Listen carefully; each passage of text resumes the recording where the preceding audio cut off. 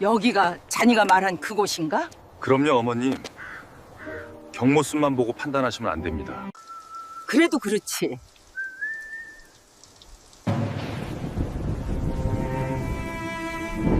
저는 박선자예요.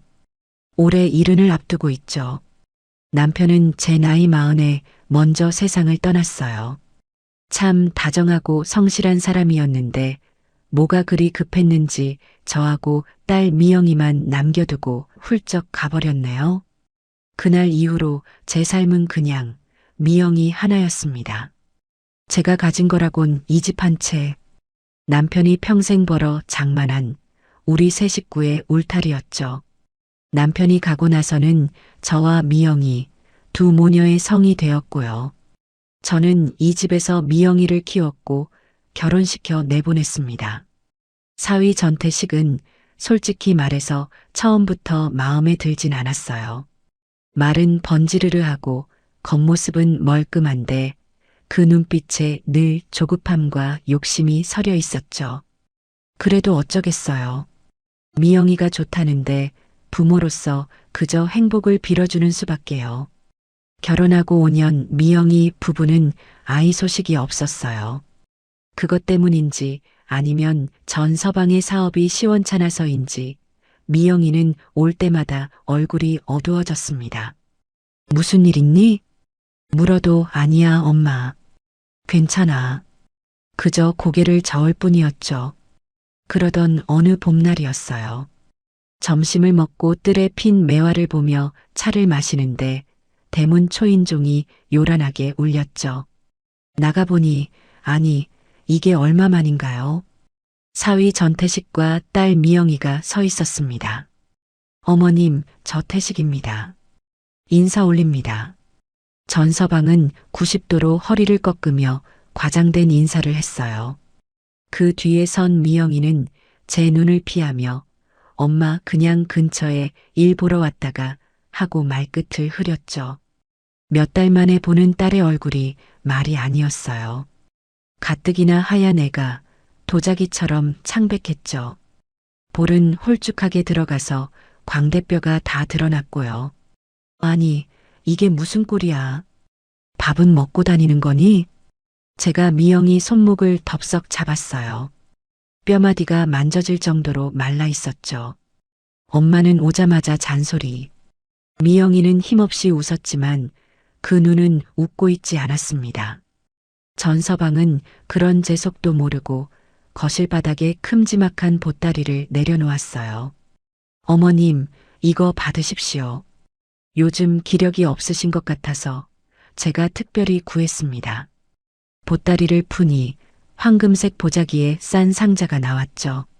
열어보니 무슨 산삼이니 녹용이니 하는 값비싼 약재들이었어요. 저는 그런 거 입에도 대지 않는 사람입니다. 이런 걸 뭐하러? 아닙니다. 사위가 이 정도도 못 해드립니까? 어머님, 얼른 드시고 기운 차리셔야죠. 전서방은 넉살 좋게 웃으며 제 어깨를 주물렀어요. 저는 그 손길이 닿는 어깨 쪽지가 소름 돋는 것 같아 슬쩍 몸을 비틀었죠. 그날따라 사위는 유난히 살가웠습니다. 제가 과일을 내오자 미영이에게는 눈길도 주지 않고 제게만 깎아 바치더군요. 어머님, 요즘 제일 걱정되는 게 뭡니까? 걱정될 게 뭐 있나? 너희만 잘 살면 되지. 에이, 어머님도 이제 연세가 있으신데 언제까지 미영이 걱정만 하실 겁니까? 전서방은 과도 칼을 내려놓고 무릎을 꿇는 신용까지 했어요. 어머님, 저희가요, 이번에 아주 기가 막힌 효도 선물을 준비했습니다. 효도라는 말에 저는 귀가 번쩍 뜨였죠. 이 인간이 무슨 꿍꿍이인가. 효도라니 자네가 웬일인가. 제가 어머님을 위해서 특별한 힐링 여행을 예약했습니다. 힐링 여행. 참 생소한 단어였죠.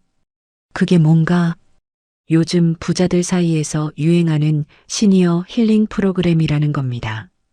공기 좋은 데 가서 최고급 스파도 받고 유기농 식단으로 몸 관리도 받는 거죠. 그는 가방에서 번쩍번쩍한 팸플릿을 꺼내 제 앞에 펼쳤어요. 사진 속에는 제가 본 적도 없는 고급스러운 호텔과 웃고 있는 노인들의 모습이 있었죠. 어머님은 그냥 3박 4일 동안 푹 쉬기만 하시면 됩니다. 모든 비용은 이 사위가 다 냅니다. 저는 팸플릿을 밀어냈어요. 됐다. 나는 집이 제일 편해. 그런데 갈 돈 있으면 너희나 맛있는 거 사 먹어. 제게는 사위의 저가식적인 웃음이 빛 독촉에 시달리는 사람의 마지막 발악처럼 보였습니다. 어머님, 섭섭하게 왜 그러십니까? 전서방의 얼굴에서 미소가 옅어지는가 싶더니 이내 더 깊은 웃음을 만들어냈죠. 사실은요, 어머님. 이게 그냥 여행이 아닙니다. 그럼 뭔가 어머님을 위한 투자죠. 투자라는 말에 저는 이 인간의 본색이 드러났구나 싶었어요. 또 사업 얘기인가? 자네 그 망한 식당 빚은 다 갚았고? 제가 전곡을 찌르자 전서방의 얼굴이 굳어졌다 풀렸어요. 어머님, 그건 옛날 일이죠. 이번엔 다릅니다. 제가 아주 전망 좋은 실버타운 사업에 참여하게 됐습니다. 그래서 나더러 그 사업에 돈을 대라고? 아닙니다. 돈은 무슨요. 그냥 어머님처럼 사회적 지위가 있으신 분을 모시고 저희 사업이 얼마나 훌륭한지 보여드리고 싶은 겁니다. 그는 교묘하게 말을 돌렸어요. 여행 마지막 날 딱 1시간만 저희 사업 설명회에 참석해 주시면 됩니다. 그것도 VIP로요. 그냥 앉아만 계셔 주십시오. 그럼 제가 어머님께 드리는 특별한 선물도 있습니다. 저는 혀를 찼습니다. 나는 관심 없네. 자네나 많이 하게. 그리고 미영이, 너가 몸이 저렇게 말랐는데 무슨 여행이야. 내가 보약이라도 한 제 지어줄 테니 당장 병원부터 가봐. 저는 미영이 쪽으로 몸을 돌렸어요. 그런데 미영이의 상태가 이상했습니다. 아까부터 밥상 앞에 앉아 먹지도 않는 과일만 만지작거리던 애가 사시나무 떨듯 떨고 있었죠. 입술은 새파랗게 질려 있었고요. 미영아, 왜 그래? 어디 아파? 제가 미영이 이마를 짚으려는데 애가 제 손을 쳐냈어요. 그리고는 저를 올려다보는데 그 눈에 눈물이 그렁그렁했습니다. 전서방이 미영이를 날카롭게 쳐다봤어요. 어머님께 말씀드려. 뭘? 여행 말이야. 그 순간 미영이가 제 손을 와락 잡았습니다. 차가운 그 손이 어찌나 세게 잡는지 제 손이 다 아플 정도였죠. 엄마, 왜 그래, 미영아? 무슨 일이야? 엄마, 태식 씨랑 이 여행 꼭 가야 해. 아니, 아파 보이는데 무슨. 아니야, 안 아파. 그냥 피곤해서 그래. 미영이는 제 손을 잡고 애원하기 시작했어요. 엄마, 딱 한 번만, 응? 딱 한 번만 나랑 같이 가줘요. 미영아, 엄마가 같이 안 가면, 엄마가 안 가면 나 큰일 나. 큰일 난다는 말이 제 가슴을 철렁 내려앉게 했습니다. 저는 전서방을 쏘아봤어요. 자네, 미영이한테 무슨 짓을 한 건가? 어머님, 오해십니다. 저는 그냥 미영 씨가 바람 좀 쐬면 그 몸이 좀 나아질까 해서요. 사위는 능구렁이처럼 빠져나갔죠. 저는 딸아이의 눈물에 약한 어미였습니다. 남편 없이 혼자 키운 딸, 늘 미안하고 안쓰러운 내 새끼였죠. 그 애가 저렇게까지 저를 붙들고 애원하는데 부모로서 거절할 수가 없었습니다. 알았다. 저는 한숨을 내쉬며 말했어요. 가면 될 거 아니야. 가면. 제 대답이 떨어지자마자 전서방의 얼굴이 환해졌습니다. 역시 어머님, 현명하신 판단입니다. 미영이는 그제야 제 손을 놓고 고개를 푹 숙였습니다. 그게 안도의 한숨인지 아니면 또 다른 절망의 시작인지 그때의 저는 알 수 없었죠. 그럼 어머님, 내일 아침 9시에 모시러 오겠습니다. 짐은 단출하게 챙기십시오. 거기 다 있습니다. 사위는 마치 큰 계약이라도 따낸 사람처럼 의기양양하게 일어섰습니다. 미영이는 저와 눈도 마주치지 못한 채 남편의 뒤를 따라 나갔죠. 두 사람이 가고 난 뒤 집안에는 무거운 침묵과 함께 그들이 가져온 비싼 약재 냄새만 가득했습니다. 저는 그 상자를 열어보지도 않고 창고 구석에 처박아 버렸죠. 그리고 짐을 싸기 시작했어요. 3박 4일이라지만 마음이 참 무거웠습니다. 이건 효도 여행이 아니라는 것을 저는 이미 알고 있었는지도 모릅니다. 저는 그저 제 딸 미영이의 그늘진 얼굴과 큰일 난다는 절박한 목소리가 무슨 뜻인지 그것을 알아내기 위해 길을 나서는 것이었습니다. 그 길이 제 집을 통째로 삼키려는 함정의 입구인 줄도 모르고요. 그렇게 제 피눈물 나는 여정의 첫날이 시작되고 있었습니다. 다음 날 아침 9시 정각이 되자 전서방의 차가 대문 앞에 섰습니다. 저는 간밤에 잠을 설쳤어요. 무슨 놈의 힐링이 이리도 사람 마음을 불편하게 하는지 밤새 뒤척였죠. 딸 미영이는 조수석에 앉아 있었는데 어제보다 더 창백한 얼굴로 창밖만 보고 있었어요. 제가 차에 오르자 억지로 입꼬리를 당겨 웃더군요. 엄마, 잘 잤어? 그 목소리가 꼭 종잇장 구겨지는 소리 같았습니다. 어머님 타셨습니까? 그럼 출발합니다. 전서방은 뭐가 그리 신이 나는지 목소리에 기름이 껴 있었죠. 저는 3박 4일이라기에 단출하게 옷가지를 챙겼어요. 하지만 마음 한구석이 하도 불안해서 제 신분증과 도장 그리고 혹시 몰라 비상금 통장을 가방 깊숙이 찔러 넣었습니다.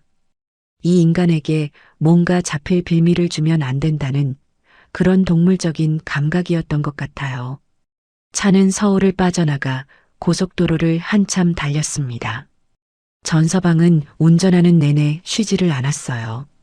어머님, 요즘 세상이 어떻게 돌아가는지 아십니까? 돈이 돈을 버는 시대입니다.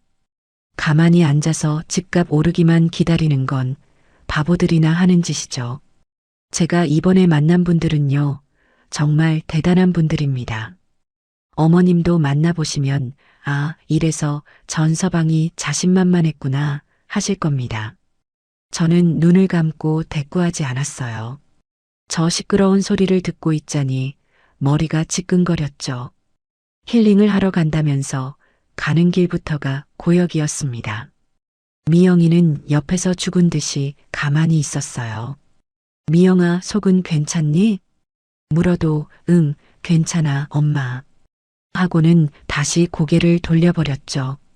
제 딸이지만 저 애가 지금 무슨 생각을 하는지, 무슨 공경에 처했는지 도무지 알 수가 없었습니다.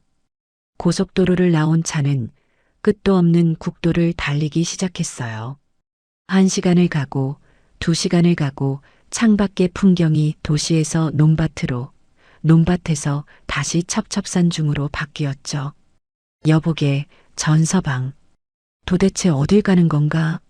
힐링센터라더니 무슨 강원도 끄트머리라도 가는 거야? 제가 참다 못해 물었어요. 하, 어머님. 원래 좋은 곳은 다 이렇게 숨어 있는 법입니다. 거의 다 왔습니다. 디지털 디톡스라고 하죠. 휴대폰도 터지지 않는 청정구역입니다. 그 말을 듣는 순간 제 손이 차가워졌어요. 가방 속 휴대폰을 꺼내보니 서비스 지역이 아님이라는 글자만 떴습니다. 불안감이 제 심장을 쿵 하고 내려치는 기분이었죠. 얼마나 더 갔을까요? 차는 비포장도로까지 마다하지 않고 산골짜기 안으로 들어갔습니다. 이윽고 다운힐링 연수원이라는 낡은 간판이 보였어요. 간판의 힐자는 페인트가 벗겨져 흉하게 보였죠. 차는 넓은 주차장에 멈춰 섰습니다. 그런데 이상했어요.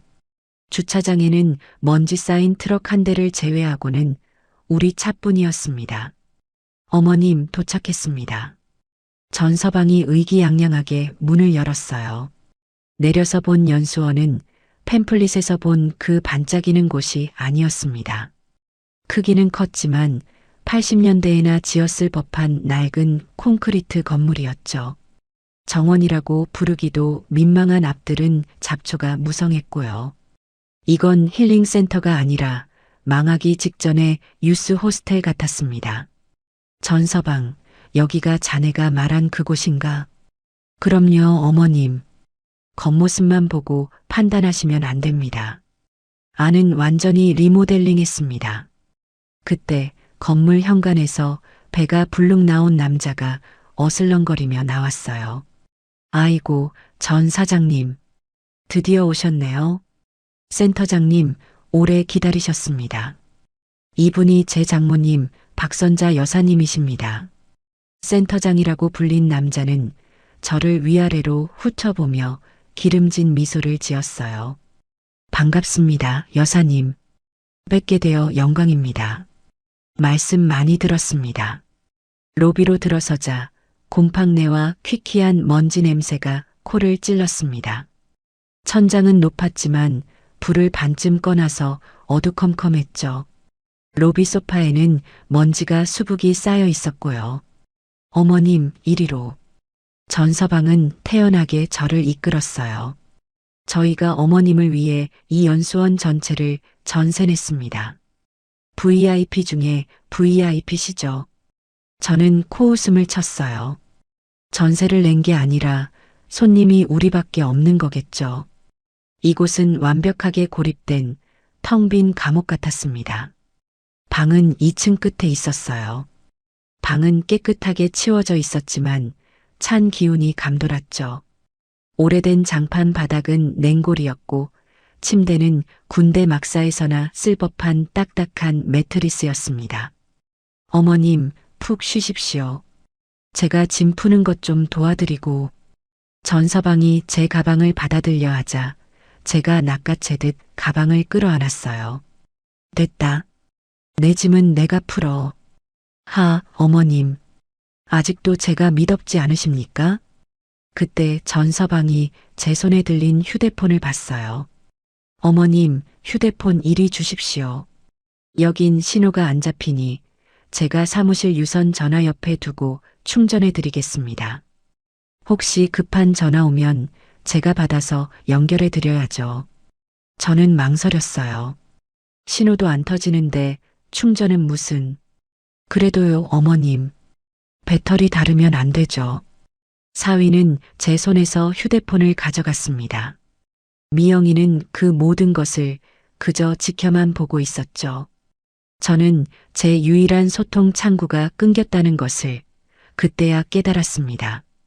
저녁 식사 시간이 되었어요. 식당은 로비보다 더 컸지만 텅 비어 있었습니다.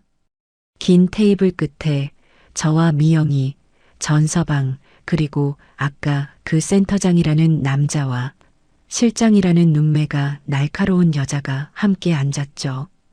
팸플릿에서 말한 유기농 뷔페는커녕 시들시들한 나물 몇 가지와 멀건 된장국이 전부였습니다. 어머님, 많이 드십시오. 이게 다 자연산입니다. 전서방이 제게 억지로 반찬을 권했어요. 센터장이 웃으며 말을 받았습니다. 여사님, 인상이 참 좋으십니다. 복이 많으세요. 저희 전 사장님이 장모님 모신다고 얼마나 신경 썼는지 모릅니다. 이 연수원 통째로 빌리는 데만 돈이. 센터장이 과장된 손짓을 했어요. 저는 숟가락을 내려놓았습니다. 그래서 본론이 뭡니까? 제 말에 식탁의 공기가 순간 차가워졌죠. 실장이라는 여자가 웃으며 끼어들었어요. 어머, 여사님. 성격이 참 급하시네요. 본론은 무슨요? 그냥 편히 쉬시다 가시면 됩니다. 다만 저희가 여사님을 VIP로 모시는 만큼 여사님에 대해 좀 알아야 서비스도 제대로 하죠. 센터장이 다시 말을 이었어요. 제가 듣기로는 서울에 아주 좋은 집을 가지고 계시다고요? 그 남편분께서 남기신 아주 뜻깊은 집이라고. 자식처럼 아끼신다고요? 그들의 말은 관심이 아니라 취조였습니다. 요즘은요, 어머님.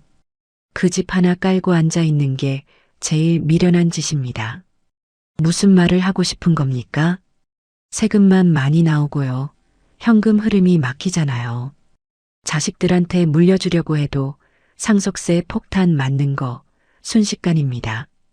실장이 맞장구를 쳤어요. 맞아요, 어머님. 요즘은 똑똑한 분들은요, 미리미리 자산 정리를 하세요. 집을 처분해서 현금화하든가 아니면 더 똑똑하게 투자를 하시죠. 그들이 말하는 투자가 무엇인지 저는 똑똑히 알았습니다. 제 유일한 재산, 제 목숨 같은 집, 그것을 노리고 이 산골짜기까지 저를 끌고 온 겁니다. 저는 미영이를 쳐다봤어요. 미영이는 밥알만 세고 있었습니다. 숟가락을 들지도 못한 채 바들바들 떨고 있었죠. 미영아. 제가 부르자 애가 화들짝 놀라 저를 쳐다봤어요. 그 눈에 공포가 가득했습니다. 너 다 알고 있었니? 엄마, 그게 나는. 박미영 씨. 전서방이 낮은 목소리로 미영이를 불렀어요. 미영이는 입을 다물었습니다. 저는 그날 저녁 밥을 한 숟가락도 뜨지 못했습니다. 이곳은 힐링센터가 아니라 제 재산을 노리는 하이에나들의 소굴이었어요. 다음 날 아침이 밝았습니다. 밤새 저는 한숨도 자지 못했어요. 딱딱한 침대에서 뒤척이며 이 지옥 같은 곳을 어떻게 빠져나가야 하나 그것만 생각했죠. 창밖은 안개가 자욱해서 한치 앞도 보이지 않았습니다. 마치 제 처지 같았죠. 아침 9시가 되자 전서방이 어김없이 제 방문을 두드렸습니다. 어머님, 주무셨습니까? 상쾌한 아침입니다. 저는 문을 열어주었어요. 전서방은 어제와 똑같은 가식적인 미소를 짓고 있었죠. 어머님, 오늘은 특별한 날입니다. 어머님의 남은 인생을 책임질 아주 놀라운 미래를 보여드리겠습니다. 자, 이쪽으로 가시죠. 저는 아무 말 없이 그를 따랐습니다. 미영이는 보이지 않았어요. 미영이는? 미영 씨는 몸이 좀 안 좋아서 방에서 쉬고 있습니다. 어머님 설명회 끝나시면 그때 같이 뵙죠. 하고 둘러댔죠. 전서방이 저를 이끈 곳은 어제 그 식당 옆에 있는 작은 세미나실이었습니다. 안에는 빔 프로젝터와 커다란 스크린이 설치되어 있었고 센터장과 실장이 정장을 차려입고 저를 기다리고 있었어요. 방 안에는 의자가 딱 3개 놓여 있었습니다. 저를 위한 자리, 그리고 센터장과 실장을 위한 자리였죠. 전서방은 마치 무대 위의 주인공처럼 스크린 앞에 섰습니다. 자, 어머님. 어제 식사는 잘하셨는지 모르겠습니다. 저희가 준비한 건 식사가 아니라 바로 이겁니다. 전서방이 리모컨을 누르자 스크린에 화려한 영상이 튀어나왔어요. 엔조 프리미엄 실버타운 어머님, 어머님의 노후는 어떻습니까? 지금 사시는 그 낡은 집에서 혼자 외롭게 하루하루를 버티고 계시진 않습니까? 저는 기가 막혀서 말이 나오지 않았어요. 이제 그런 걱정은 끝입니다. 스크린에는 제가 평생 본 적도 없는 호화로운 아파트 내부, 골프장, 수영장, 그리고 최고급 의료시설의 사진들이 스쳐 지나갔습니다. 모두 컴퓨터 그래픽으로 만든 가짜 그림이었죠. 전서방은 마치 신들린 사람처럼 떠들어댔습니다. 저희 엔조 실버타운은 다릅니다. 국내 최고의 의료진이 24시간 상주하고 셰프가 요리하는 삼시세끼 식사가 제공되며 매일매일 다양한 여가 프로그램이 어머님을 기다립니다. 이건 그냥 집이 아닙니다. 이건 성입니다. 어머님 같은 VIP를 위한 완벽한 노후의 성이죠. 센터장이 옆에서 거들었어요. 박선자 여사님, 요즘 자식들한테 노후 맡기는 시대는 끝났습니다. 자식들도 먹고 살기 힘들어요. 스스로 준비하셔야죠. 실장이 고개를 끄덕였습니다. 맞습니다. 저희가 지금 이 황금 같은 기회를 아무에게나 드리는 게 아닙니다. 오직 전 사장님 장모님이시기에 특별히 드리는 겁니다. 저는 팔짱을 끼고 그들의 연극을 지켜봤어요. 한참을 떠들던 전서방이 드디어 본론을 꺼냈습니다. 어머님, 제가 어머님을 위해 이 로열층의 한 자리를 확보해 두었습니다. 다만 아시다시피 이런 최고급 시설은 입주 비용이 만만치 않습니다. 그래서 어쩌라고. 제가 입을 열자 세 사람의 시선이 제게 집중됐죠. 전서방은 기다렸다는 듯이 제게 바짝 다가왔습니다. 어머님, 그 집. 어차피 어머님 돌아가시면 미영이한테 갈 거 아닙니까? 아닙니다, 어머님. 미영이한테 가기 전에 세금으로 반이 날아갑니다. 그게 요즘 법입니다. 그러니 지금 저한테 주십시오. 뭐라고? 어머님이 그 집을 저한테, 아니, 저희 엔조 실버타운에 투자하십시오. 그럼 어머님은 돌아가실 때까지 이 모든 것을 누리시고 나중에는 이 실버타운 지분이 미영이에게 고스란히 상속됩니다. 원금의 3배, 아니 5배는 보장합니다. 드디어 이 인간의 진짜 목적이, 그 더러운 속내가 드러났습니다. 제 집을 달라는 거였죠. 제 남편의 피와 제 젊음이 담긴 그 집을 이 사기꾼들 소굴에 바치라는 거였습니다. 전서방, 그 집이 지금 시세가 얼만 줄은 아나? 물론이죠, 어머님. 제가 다 알아봤습니다. 하지만 어머님, 그건 그냥 숫자에 불과합니다. 중요한 건 현금이죠. 어머님이 그 집을 파시거나 아니면 저희에게 담보로 넘겨주십시오. 그럼 제가 어머님과 미영이의 노후를 완벽하게 책임지겠습니다. 센터장과 실장은 마치 사냥감을 앞에 둔 맹수처럼 저의 대답을 기다리고 있었어요. 저는 천천히 자리에서 일어났습니다. 그리고 제 앞에 서 있는 사위를, 제 딸의 남편이라는 그 인간을 똑바로 쳐다봤습니다. 자네 미쳤나? 어머님, 지금 무슨 말씀을. 이 집은 내 목숨이야. 너가 지금 탐내는 이 집은 너가 미영이랑 결혼할 때 내가 해준 그 전셋집, 그 돈의 뿌리야. 너가 사업 말아먹을 때마다 내가 몰래 미영이 손에 쥐어준 그 돈도 다 이 집에서 나온 거라고. 전서방, 내가 자네를 사위로 들인 걸 평생 후회하게 만들지 말게. 제 목소리는 낮았지만 방 안의 모든 사람이 들을 수 있을 만큼 단호했습니다. 어머님, 지금 이게 무슨 기회를 드린다는데. 기회? 이건 기회가 아니라 날강도짓이지. 너희들이 지금 이 늙은이 하나 속여서 집 한 채 날로 먹으려는 거 내가 모를 줄 알아. 센터장과 실장의 얼굴이 굳어지는 게 보였어요. 어머님, 오해십니다. 저희는 순수하게. 닥쳐. 저는 전서방의 눈을 똑바로 쏘아보며 말했습니다. 다시는 내 집을 입에 올리지 마. 그리고 미영이, 내 딸을 이딴 더러운 짓에 끌어들이지 마. 이 사기극 당장 집어치워. 나 서울로 가겠네. 내 휴대폰 당장 가져와. 저는 세민하실 문을 열려고 했습니다. 하지만 전서방이 제 앞을 막아섰어요. 그의 얼굴에서 아까까지 보였던 가식적인 미소는 완전히 사라져 있었습니다. 싸늘하고 낯선 남자의 얼굴이었죠. 어머님, 아직 제 말이 끝나지 않았습니다.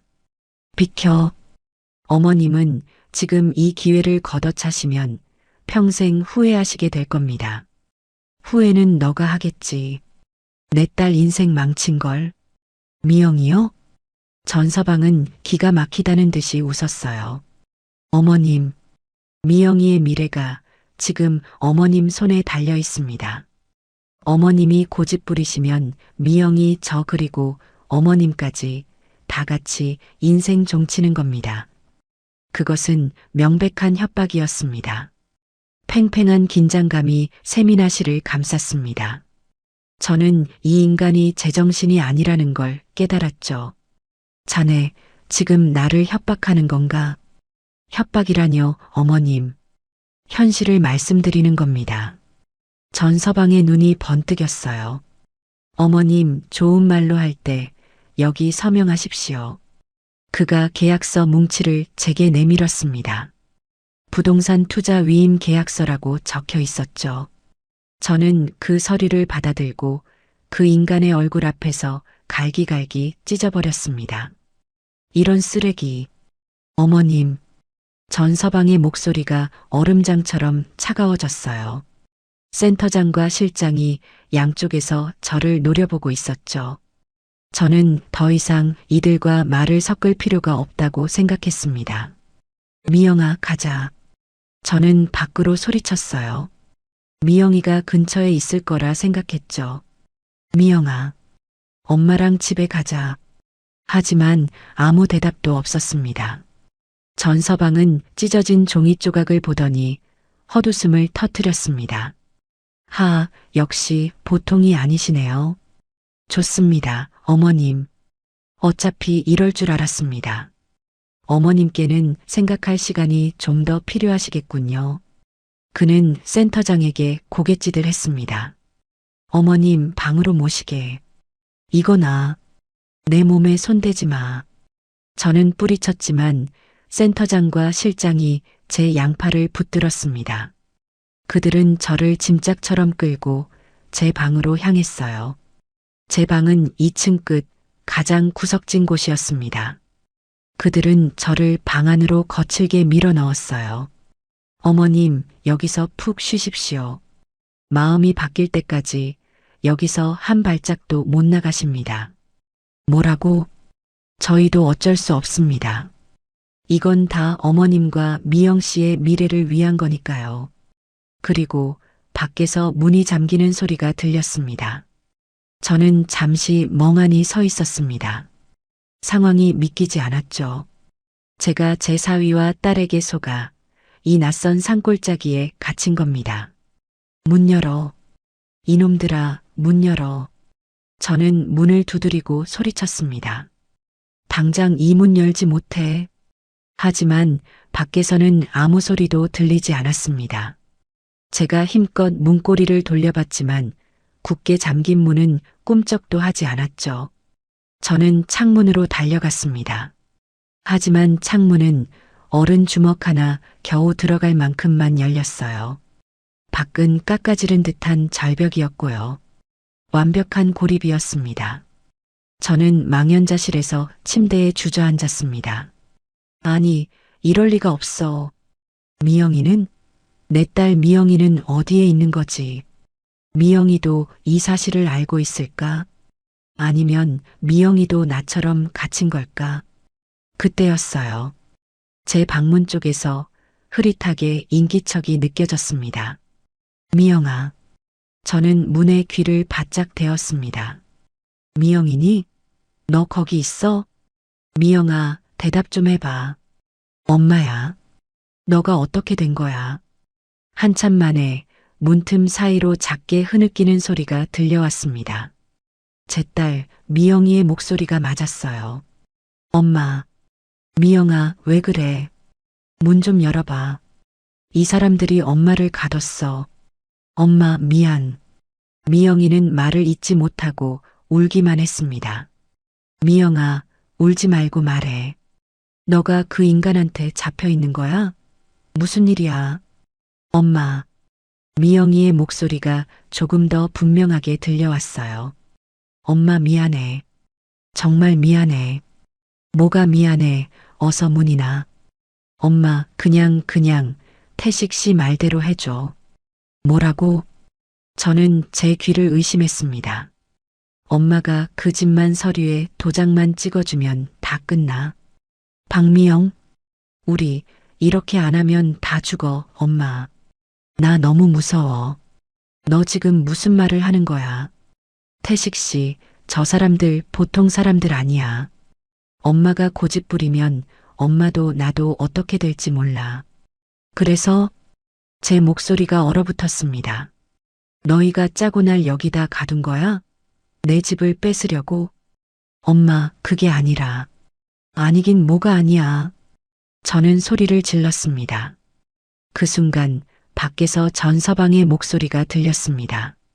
박미영 씨, 어머님이랑 이야기 다 끝났어? 아, 태식 씨. 방으로 들어가. 어머님은 생각이 정리될 때까지 저기서 쉬셔야 해. 하지만 들어가. 문 밖에서 실랑이를 벌이는 소리가 들리더니 이내 미영이의 울음소리가 멀어졌습니다. 저는 그 자리에 무너져 내렸습니다. 휴대폰도 빼앗겼죠. 방문은 잠겼죠. 유일한 희망이었던 내 목숨보다 귀한 내 딸이 저 악마 같은 사위와 한패였습니다. 저를 이곳에 가두고 제 재산을 빼앗기 위해 제 딸이 공모한 겁니다. 이 사실을 깨닫는 순간 눈앞이 하얘졌습니다. 남편이 죽고 혼자 미영이를 키우면서 제가 얼마나 모질게 살았는지 하늘은 알 겁니다. 남들한테 아쉬운 소리 안 하려고 억척같이 돈을 모았고 내 딸 기죽지 않게 하려고 남부럽지 않게 가르쳤습니다. 그렇게 키운 내 딸이 돈 때문에 저런 사기꾼 남편에게 동조해서 이 어미 뒤통수를 쳤습니다. 저는 그날 밤 낯선 산골짜기의 차가운 방바닥에서 소리도 내지 못하고 울었습니다. 눈물이 뺨을 타고 흘러 입술로 들어갔습니다. 너무 짜고 너무 썼습니다. 이건 그냥 눈물이 아니었어요. 제 심장이 찢어지며 흘리는 피눈물이었습니다. 배신감에 몸이 떨렸습니다. 하지만 그 배신감보다 더 큰 것은 왜라는 물음이었어요. 미영이가 어쩌다가 저 지경까지 갔을까? 아무리 돈이 좋아도 아무리 남편이 무서워도 어미를 이렇게까지. 아니, 이건 아니야. 저는 눈물을 닦았습니다. 미영이는 그럴 애가 아닙니다. 심약하지만 뿌리는 착한 아이였어요. 분명 내가 모르는 무슨 거대한 약점이 잡힌 게 틀림없습니다. 미영이가 아까 그랬죠. 우리 이렇게 안 하면 다 죽어. 나 너무 무서워. 그렇습니다.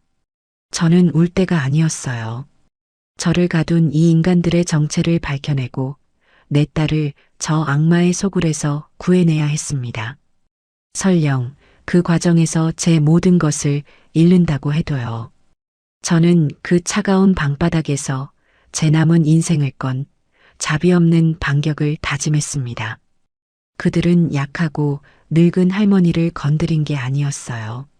자식을 구하려는 어미의 목숨을 건 싸움을 시작한 겁니다. 방은 지독하게 추웠어요. 낡은 창문 틈으로 들어오는 바람이 제 뼈마디를 시리게 했죠. 저는 일어나서 방 안을 샅샅이 뒤지기 시작했습니다. 뭐라도 단서가 될 만한 것, 탈출할 수 있는 방법. 창문은 어제 확인했듯 틈이 좁아 어른은커녕 아이도 빠져나갈 수 없었어요. 문은 강철로 만들었는지 제가 가진 어떤 것으로도 열 수 없을 만큼 굳게 닫혀 있었고요. 저는 방바닥에 엎드렸습니다. 이 방의 구조를 파악해야 했어요. 그때 침대 밑 구석에서 희미하게 바람이 새어나오는 곳을 발견했습니다. 먼지를 불어내보니 지금은 쓰지 않는 낡은 환풍구 덮개가 있었어요. 녹이 슬어 삐걱거렸지만 나사 몇 개는 이미 풀려 덜렁거렸죠. 저는 손톱이 부러져라 덮개를 비틀었습니다. 끼기깃 불쾌한 쇠소리와 함께 덮개가 겨우 떨어져 나갔어요. 그 안은 캄캄한 어둠이었지만 놀랍게도 아래층인지 옆방인지 모를 곳의 소리가 그 파이프를 타고 울려서 들려왔습니다. 마치 그들이 제게 일부러 들으라고 만든 장치처럼 말이죠. 저는 차가운 쇠파이프에 귀를 바싹 대었습니다. 처음에는 웅웅거리는 소리만 들렸어요. 그러다 익숙한 목소리가 들려왔습니다. 전서방이었죠. 그래서 아직도 버티고 있다 이겁니까? 센터장이었어요. 목소리가 꽤 격앙되어 있었죠. 센터장님 진정하십시오. 제 장모님 보통 분 아닙니다. 하지만 시간 문제입니다. 시간? 전 사장 너가 지금 우리 시간을 갉아먹고 있어. 너가 노름으로 날린 돈이 얼만지 잊었어? 그거 다 내 돈이고 저기 박 실장 돈이야. 노름이라니요. 저는 숨을 죽였습니다. 사업이 망한 게 아니었어요. 노름이었죠. 센터장님 그러니까 제가 이 한 방으로 다 갚겠다고 하지 않습니까? 한 방? 그 집 한 채? 그걸로 우리 이자나 감당이 되겠어? 박 실장이라는 여자의 날카로운 목소리가 끼어들었습니다. 전 사장 너가 우리한테 빌려간 돈, 그거 다 그쪽 마누라 병원비로 쓴다고 가져간 거 아니었어? 병원비라니요. 미영이 병원비? 저는 심장이 멎는 것 같았습니다. 아, 그건 물론 미영 씨 병원비도 맞습니다. 웃기지 마. 우리가 다 알아봤어. 너가 그 돈으로 힐링센터 사업한다고 뻥치고 뒤로는 전부 딴 데로 돌린 거 모를 줄 알아? 센터장님, 전서방의 목소리가 낮아졌어요. 어차피 우리는 한 배를 탔습니다. 장모님 집만 해결되면 센터장님, 원금 박 실장님 이자 다 갚고도 남습니다.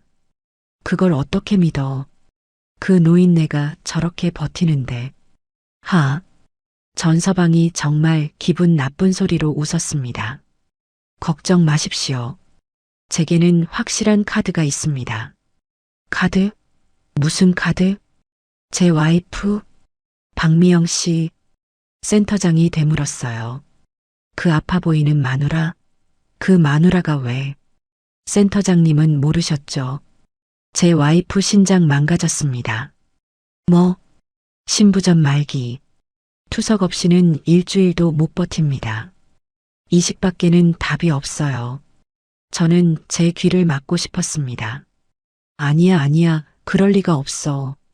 병원비요? 센터장님이 상상하는 그 이상입니다. 투석 비용 약값 입원비. 밑 빠진 독에 물 붓기죠. 그런데 우리 장모님이 그걸 모르십니다. 제가 꽁꽁 숨겼거든요. 너 정말. 박 실장의 목소리마저 경악으로 물든 것 같았어요. 왜요? 이게 뭐 어때서? 박미영 씨한테는 제가 유일한 희망입니다. 제가 없으면 당장 병원비도 투석도 못 받아요. 그러니 저한테 매달릴 수밖에 없죠. 장모님도 마찬가지입니다. 그 고집불통 노인네 딱 하나 약점이 있어요. 바로 박미영. 지금은 저렇게 버텨도 자기 딸이 죽어간다는 걸 알면 어떻게 될까요? 집이 뭡니까? 자기 목숨이라도 내놓겠죠. 그러니 걱정 마십시오. 오늘 밤 저 방에서 자고 나면 내일 아침에는 생각이 바뀔 겁니다. 내 딸 좀 살려주게 전서방하고 제 바짓가랑이라도 붙잡겠죠. 저는 그 환풍구에서 귀를 뗐습니다. 더 이상 들을 필요가 없었어요. 온몸이 뼈마디 하나하나가 얼음물에 담긴 것처럼 떨려왔습니다. 내 딸 미영이가 그렇게 아팠던 겁니다. 신장이 망가져 투석 없이는 살 수도 없었던 겁니다. 어쩐지 올 때마다 창백했던 얼굴, 뼈만 앙상하게 남았던 손목. 그게 다 병 때문이었어요. 그런데 이 어미는 그것도 모르고 밥은 먹고 다니냐는 한가한 소리나 하고 있었습니다. 그리고 저 전태식이라는 악마는 제 아내의 병을, 제 아내의 목숨을 담보로 잡고 있었습니다. 미영이를 협박해서 이 어미의 재산을 가로채려 한 겁니다. 미영이가 문 밖에서 울며 우리가 다 죽는다고 했던 말. 그게 빈말이 아니었습니다. 전서방이 병원비를 끊으면 미영이는 정말 눈물이 쏟아졌습니다. 가슴을 쳐야 하는데 소리가 날까봐 치지도 못하고 그저 제 가슴팍을 손톱으로 긁어내렸습니다. 피눈물이라는 게 이런 거였군요. 심장이 갈기갈기 찢겨 그 사이로 뜨거운 피가 쏟아지는 기분이었습니다. 제가 미영이를 그렇게 만든 것 같았습니다. 저런 인간을 사위로 들인 것도 저고 저런 인간에게서 제 딸을 지켜주지 못한 것도 저였습니다. 하지만 슬픔은 사치였어요. 저는 그 차가운 바닥에서 이를 악물고 일어섰습니다. 이제 모든 게 분명해졌습니다. 전서방은 노름빚에 쪼들리는 아내의 목숨을 담보로 사기를 치는 인간 이하의 쓰레기였습니다. 센터장과 박 실장은 그 쓰레기에게 돈을 댄 공범자들이었고요. 그리고 제 딸 미영이는 그들에게 인질로 잡힌 가장 큰 피해자였습니다. 저는 반드시 여기서 나가야 했습니다. 나가서 저 악마들을 벌주고 내 딸을 살려야 했습니다. 이제 제게 남은 선택지는 하나뿐이었죠. 저들이 고집불통 노인네가 생각이 바뀌었다고 그렇게 믿게 만들어야 했습니다. 저는 제 얼굴을 만졌습니다. 차가운 눈물 자국 위로 저는 이 세상에서 가장 절박하고 가장 멍청하며 가장 모든 것을 포기한 어미의 얼굴을 만들어내기 시작했습니다. 내일 아침 저들이 문을 열었을 때 그들이 원하는 무너진 장모의 모습을 저는 완벽하게 연기해야 했습니다. 밤은 지옥처럼 길었습니다. 저는 뜬 눈으로 밤을 새웠어요. 차가운 방 안에서 저는 머릿속으로 수천 번 수만 번 내일의 계획을 되뇌었습니다. 어떻게 하면 저들을 속이고 어떻게 하면 이곳을 빠져나갈 수 있을까? 환풍구 너머로 들려오는 그들의 대화는 저의 결심을 더욱 단단하게 만들었죠. 그들은 제가 서명만 하면 저를 이 산골짜기에서 요양시킨다는 명목으로 평생을 가둬둘 속셈이었습니다. 제 딸에게는 제가 치매가 와서 요양원에 모셨다고 거짓말을 할 테고요. 정말 무서운 인간들이었습니다. 새벽녘 닭 우는 소리 대신 낯선 산새 소리가 들려왔습니다. 드디어 아침이 온 거죠. 저는 일부러 머리를 헝클어뜨리고 뜬 눈으로 밤을 새운 사람처럼 눈을 붉게 만들었습니다. 얼굴은 눈물과 절망으로 범벅이 된 그런 모습이었죠. 철컥! 드디어 밖에서 문이 열리는 소리가 났습니다. 저는 침대에 걸터앉아 멍하니 벽만 바라보는 연기를 하고 있었죠. 문이 열리고 박 실장이라는 여자가 들어왔습니다. 그녀는 제 모습을 위아래로 훑어보더니 입꼬리를 비틀어 웃더군요. 어머님, 밤새 생각은 좀 정리되셨습니까? 저는 그녀를 천천히 아주 천천히 돌아봤습니다. 센터장님께서 아침 식사는 하셔야 한다고 특별히 죽을 쑤어오라고 하셨네요. 그녀가 쟁반을 제 앞 탁자에 탁 소리나게 내려놓았습니다. 멀건 흰죽과 단무지 몇 조각이 전부였죠. 미영이는? 제가 목이 다 잠긴 갈라진 목소리로 물었습니다. 미영이는 어디 있습니까? 미영 씨야 방에서 잘 쉬고 있죠. 어머님만 결심하시면 금방 만나게 해드릴 겁니다. 저는 떨리는 손으로 숟가락을 들었습니다. 죽을 한 숟가락 입에 넣는 척하다가 숟가락을 떨어뜨렸어요. 쨍그랑. 어머님. 왜 이러세요? 손에 힘이 없으신가?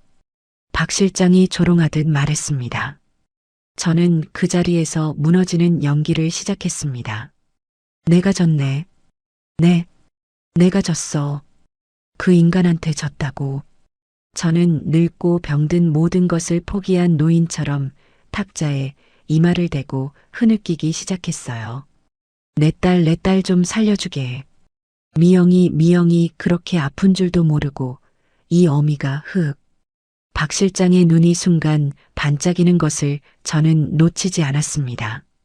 어머님, 그게 무슨? 서류 가져와. 계약서인가 뭔가 그거 가져와. 도장 찍을 테니까. 대신 그 전에 내 딸 얼굴 한 번만 보게 해주게. 미영이가 정말 살아있는지 내 눈으로 봐야겠어. 박 실장은 제 말을 듣고 잠시 저를 의심스럽게 쳐다봤어요. 그러더니 알겠다는 듯 고개를 끄덕이고는 급히 방을 나갔습니다. 센터장님, 전 사장. 어머님이 마음 바꾸셨어요? 밖에서 그녀의 흥분한 목소리가 들려왔습니다. 잠시 후 전서방과 센터장이 한껏 상기된 얼굴로 제 방에 닥쳤습니다. 어머님, 드디어 현명한 생각을 하셨습니다. 전서방이 제 어깨를 잡으며 말했죠. 저는 그 더러운 손을 뿌리칠 힘도 없다는 듯 가만히 있었습니다. 미영이는? 걱정 마십시오. 미영 씨 지금 병원에서 투석 받고 있습니다. 아주 편안하게요. 어머님이 오늘 이 서류에 도장만 찍으시면 당장 미영 씨 최고급 병실로 옮기고 최고의 의사 붙여줄 겁니다.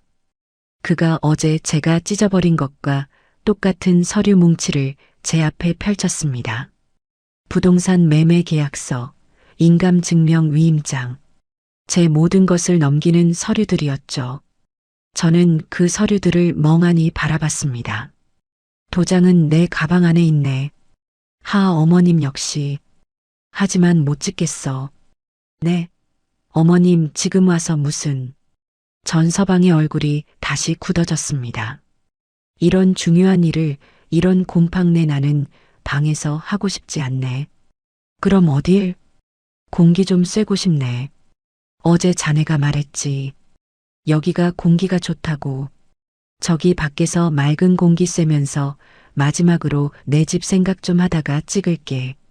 그 정도도 못 해주나? 저는 넋이 나간 사람처럼 창밖을 가리키며 말했습니다. 전서방과 센터장은 서로 눈빛을 교환했습니다. 다 된 밥이라고 생각했는지 센터장이 고개를 끄덕였죠. 좋습니다, 여사님. 그렇게 하시죠. 저희가 특별히 정원 산책을 허락해 드리겠습니다. 그들은 저를 데리고 밖으로 나왔습니다. 어제 그 잡초 무성한 앞들이었죠. 박 실장은 제 팔짱을 끼는 척하며 저를 감시했습니다. 그녀의 손에는 제 가방이 들려 있었어요. 도장을 찍어야 하니까요. 전서방은 계약서를 들고 벤치에 앉아 저를 기다렸고요. 어머님, 천천히 생각 정리하십시오. 저는 늙은이의 느린 걸음으로 뜰을 천천히 돌기 시작했습니다. 한 걸음 한 걸음 뗄 때마다 심장이 터질 것 같았죠. 이 연수원은 산 중턱에 덩그러니 있었습니다. 정문으로 나가는 길은 그들의 차가 막고 있었고 경비실 같은 곳에 사람이 있었어요. 제가 눈여겨본 곳은 뜰 한쪽 구석에 있는 작은 오솔길이었습니다.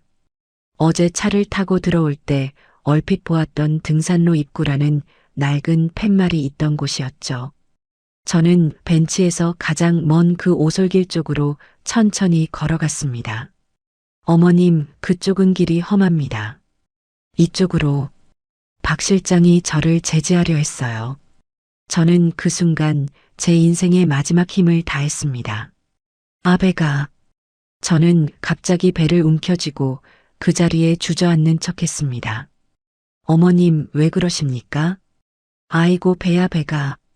화장실 아니 저기 풀 좀. 저는 가장 추하고 가장 급한 늙은이의 연기를 했습니다. 박 실장은 인상을 쓰며 제게서 한 걸음 물러났습니다. 아, 정말 어머님 여기서 이러시면. 저기 숲에 가서 금방.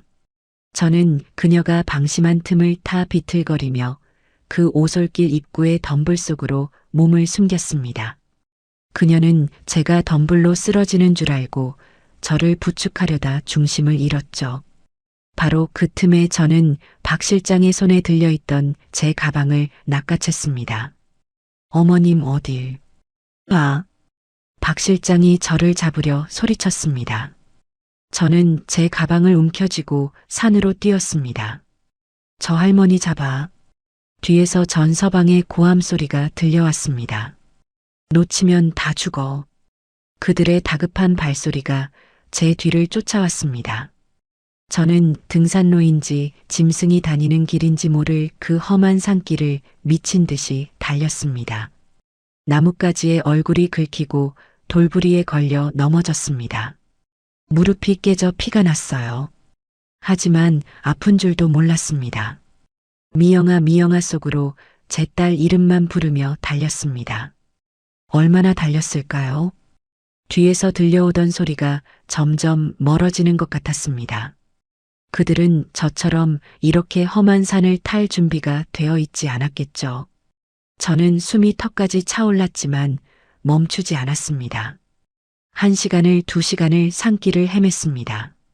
드디어 산 아래쪽에서 차들이 다니는 소리가 들려왔습니다. 저는 거의 기다시피 산을 내려왔습니다. 국도변이었어요. 흙투성이에 피까지 흘리는 제 모습을 지나가던 차들이 이상하게 쳐다봤죠. 저는 버스 정류장을 발견했습니다.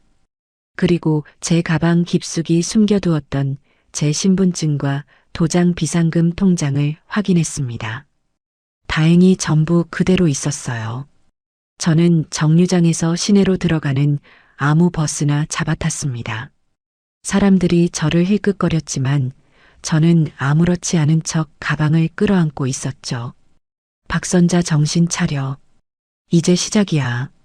버스가 시내에 도착하자마자 저는 택시를 잡았습니다. 서울로 갑시다. 가장 비싼 법률 사무소 앞으로. 택시기사가 저를 이상하게 쳐다봤지만 저는 가방에서 비상금 뭉치를 꺼내 보여줬습니다. 돈은 2배로 줄 테니 빨리만 갑시다. 저는 제 집으로 가지 않았습니다. 미영이가 입원해 있을 병원으로 바로 가지도 않았습니다. 전서방이 제 뒤를 쫓을 테니까요. 저는 서울에서 가장 크고 가장 유능하다는 법무법인 건물 앞에 내렸습니다. 흙먼지를 뒤집어 쓴 채로 그 화려한 로비로 들어섰죠. 변호사님 만나러 왔습니다. 예약은 안 했지만 지금 당장 제 전 재산을 맡기러 왔습니다. 제 모습은 그야말로 처참했습니다. 흙먼지 투성이에 무릎에서는 피가 배어나오고 머리는 산발이었죠. 고급스러운 법무법인 로비의 직원들은 저를 보고 경비원을 부르려 했습니다. 저기 할머니 여기는 이 나라에서 제일 유능한 변호사가 누굽니까? 저는 제 가방을 열어 그 안에 있던 제 집 문서와 통장들을 데스크 위에 쏟아부었습니다. 이거 내 전 재산입니다. 이거 다 걸고 내 딸 구할 겁니다. 사기 협박 그리고 내 딸 목숨까지. 당장 대표 변호사 만나게 해주십시오. 제 기세에 그리고 제가 쏟아부은 서류들의 무게에 로비는 순간 조용해졌습니다. 잠시 후 김영훈이라는 이름이 박힌 중후한 인상의 변호사가 제 앞에 나타났죠. 박선자 여사님 되십니까? 일단 안으로 드시죠. 저는 그 변호사의 사무실에서 지난 3박 4일간 겪었던 그 지옥 같은 일들을 하나도 빠짐없이 쏟아냈습니다. 그 힐링센터의 이름 위치 센터장과 박 실장의 인상착에 그리고 전서방이 제 딸의 병을 이용해 저를 협박했다는 사실까지. 미영이 내 딸이 신부전 말기랍니다. 전서방 그 인간이 그걸로 내 딸을. 말을 하면서 또다시 눈물이 쏟아지려 했지만 저는 입술을 깨물어 참았습니다. 김영훈 변호사는 제 말을 묵묵히 아주 심각한 표정으로 듣고 있었습니다. 그는 제가 가져온 서류들을 빠르게 검토했죠. 전태식, 노름 전가도 있군요. 네, 저희 쪽에서 간단하게 조회해 봤습니다. 사기 노름, 전가가 화려합니다. 여사님, 그리고 그 힐링센터라는 곳, 이미 유사사기 행위로 몇 번 신고가 들어갔던 유령 회사입니다. 저는 제 다리가 후들거리는 것을 느꼈습니다. 그런 줄도 모르고 제가 제 딸을 그런 놈에게. 여사님, 지금 여사님께는 시간이 없습니다. 김 변호사가 단호하게 말했습니다. 전태식 씨가 여사님이 도망쳤다는 걸 알았으니 지금쯤 미영 씨를 데리고 다른 곳으로 옮겼을 수도 있습니다. 안 됩니다. 미영이는 투석투석 받아야 합니다. 맞습니다. 그래서 지금 당장 병원부터 찾아야 합니다. 그리고 여사님의 재산을 완벽하게 그놈의 손에서 지켜내야 합니다. 어떻게 하면 됩니까? 변호사님, 일단 이 모든 재산을 미영 씨를 위한 신탁으로 묶어야 합니다. 신탁이요? 네, 여사님의 전 재산을 박미영 의료지원 신탁이라는 이름의 특별 계좌로 전부 옮기는 겁니다. 김 변호사는 종이에 무언가를 빠르게 그려가며 설명했습니다. 이 신탁의 조건은 딱 하나입니다. 오직 박미영 씨의 병원비 수술비 그리고 간병비로만 지출이 가능하다. 이 돈은 여사님도 저도 함부로 뺄 수 없습니다. 오직 병원에서 청구서가 와야만 법무법인의 승인하에 지출됩니다. 그럼 전서방은? 전태식 씨는 이 돈에 10원짜리 하나 손댈 수 없습니다. 그가 법정 남편이라 해도 소용없습니다.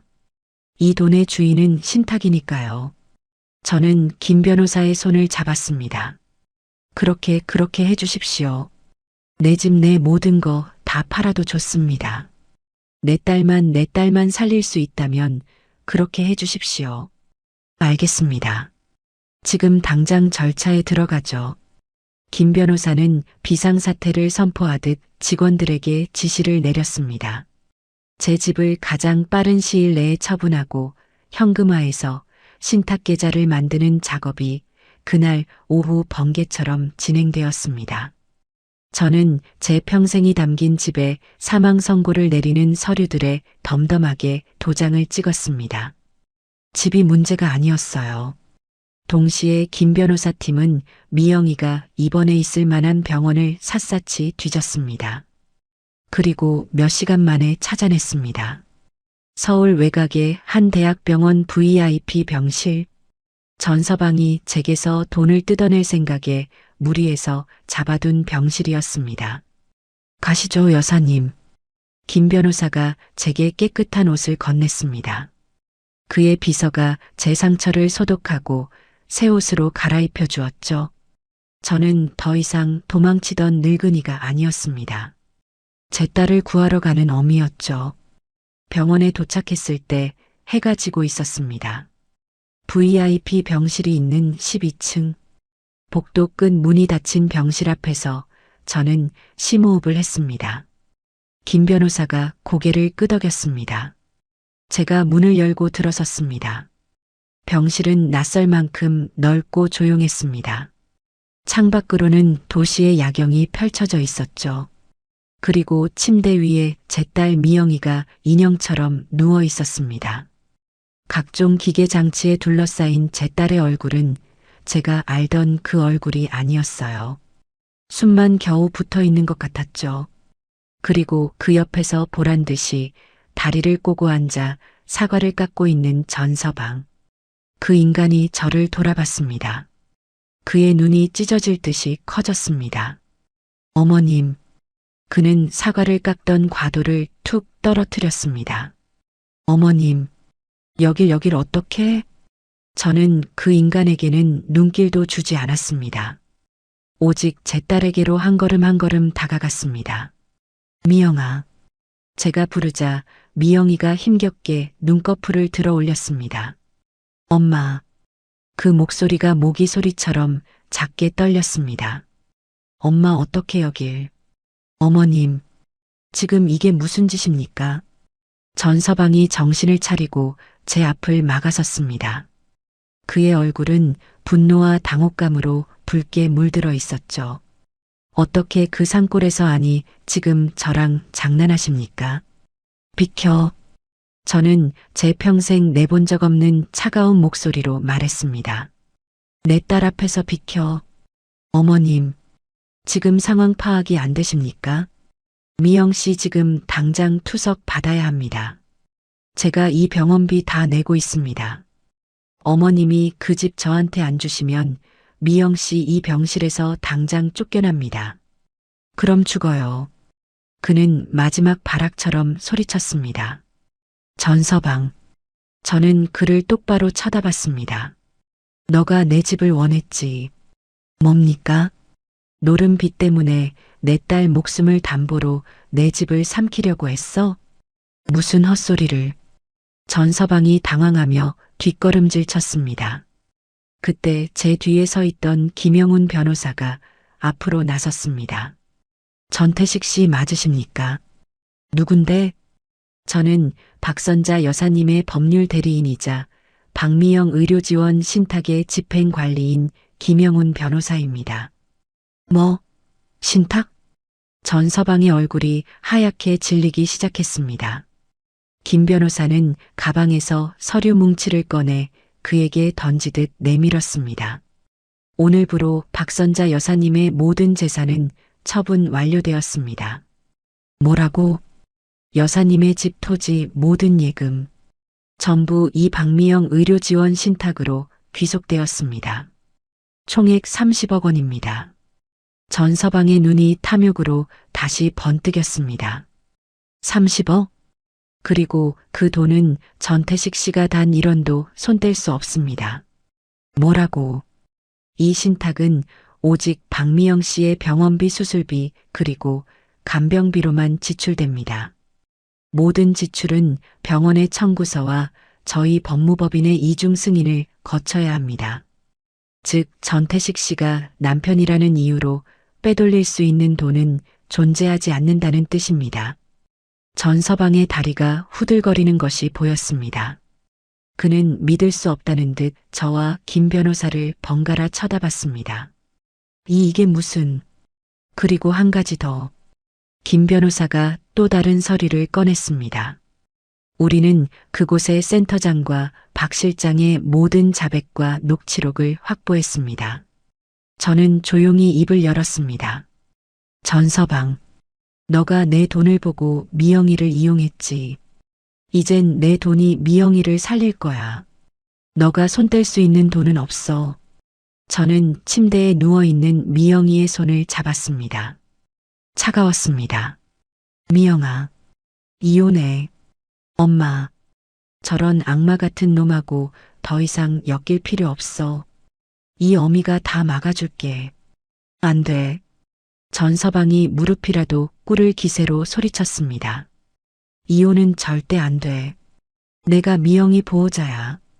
저는 그를 경멸에 찬 눈으로 바라봤습니다. 변호사님, 네 여사님, 저 인간 당장 여기서 끌어내 주십시오. 김 변호사는 병실 인터폰을 들었습니다. 보안팀 불러주십시오. 지금 의료진과 환자 보호자 외의 외부인이 난동을 부리고 있습니다. 이 늙은이가, 너가 감히... 전서방이 제게 손을 올리려던 그 순간이었습니다. 김 변호사와 함께 온 덩치 큰 남자들이 그의 양팔을 붙잡았습니다. 이거나, 전태식 씨, 지금부터 접근 금지 가처분 신청 들어갑니다. 한 번만 더 박선자 여사님이나 박미영 씨에게 접근하면 놓으라고. 전서방은 짐승처럼 발악했습니다. 하지만 그는 속수무책으로 병실 밖으로 끌려나갔습니다. 쾅! 병실 문이 닫혔습니다. 지옥 같던 소음이 사라졌습니다. 병실 안에는 저와 제 딸 미영이 그리고 기계의 규칙적인 신호음만 남았습니다. 저는 그제야 참았던 숨을 내쉬었습니다. 그리고 제 딸의 차가운 손을 두 손으로 감싸 쥐었습니다. 미영아 괜찮아. 다 끝났어. 미영이의 눈에서 뜨거운 눈물이 뺨을 타고 흘러내렸습니다. 제 자비 없는 복수의 첫 번째 막이 내리고 있었습니다. 전서방이 짐승처럼 끌려나가고 쾅 하고 병실 문이 닫혔습니다. 저는 한동안 그 문을 멍하니 바라봤습니다. 지옥 같던 소음이 사라진 병실은 갑자기 너무나도 조용해졌어요. 들리는 것이라고는 침대에 누운 미영이의 얕은 숨소리와 규칙적으로 울리는 기계 신호음뿐이었습니다. 미영아, 제가 제 딸아이의 손을 잡았습니다. 차가운 그 손이 미세하게 떨리고 있었죠. 엄마, 미영이가 저를 올려다봤습니다. 그 핏기 하나 없는 창백한 얼굴 위로 눈물이 쉴 새 없이 흘러내렸습니다. 엄마 미안해. 내가 다... 됐다. 저는 미영이의 젖은 눈가를 닦아주었습니다. 아무 말도 하지 마. 이 어미가 다 알아. 너가 얼마나 힘들었는지 다 알아. 미영이는 제 손을 부여잡고 소리 없이 울기만 했습니다. 그렇게 한참을 우리는 아무 말도 하지 않았습니다. 그때 제 뒤에 묵묵히 서 있던 김영훈 변호사가 입을 열었습니다. 여사님, 일단 한 고비는 넘겼습니다. 저는 고개를 끄덕였습니다. 변호사님, 고맙습니다. 정말 고맙습니다. 아닙니다. 이제 시작입니다. 김 변호사는 제게 의자를 권했습니다. 전태식 씨는 지금 병원 보안팀에 인계되었습니다. 아마 곧 경찰이 출동할 겁니다. 병원에서 저렇게 난동을 부렸으니까요. 그럼 그 인간은 어떻게 되는 겁니까? 법적으로 처리해야 할 일이 많습니다. 김 변호사는 가방에서 서류를 꺼내며 말했습니다. 첫째, 아까 말씀드린 대로 전태식 씨의 접근 금지 가처분 신청은 바로 들어갔습니다. 이제 법원의 명령 없이는 박미영 씨 100m 이내로 접근할 수 없습니다. 둘째, 이혼 소송입니다.